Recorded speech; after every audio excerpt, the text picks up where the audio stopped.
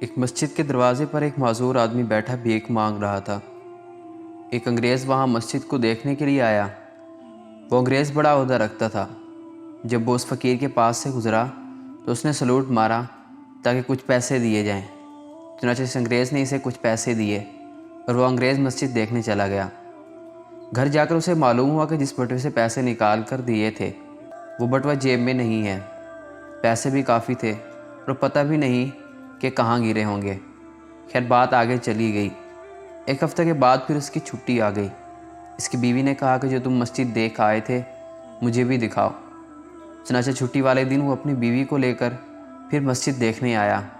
جب وہ انگریز اس فقیر کے پاس سے گزرنے لگا تو وہ فقیر فوراً کھڑا ہو گیا اور اس سے کہا، آپ پچھلی دفعہ آئے تھے، مجھے پیسے دیے تھے۔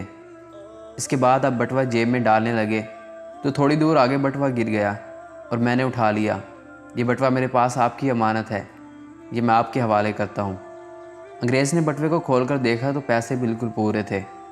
حیران ہو کر وہ سوچنے لگا کہ بٹوا تو دے دیتا مگر اس کے اندر کی کچھ رقم نکال سکتا تھا۔ مجھے امید تو یہی تھی، یہ کیا ہوا کہ سارے کے سارے پیسے مجھے واپس کر دیے۔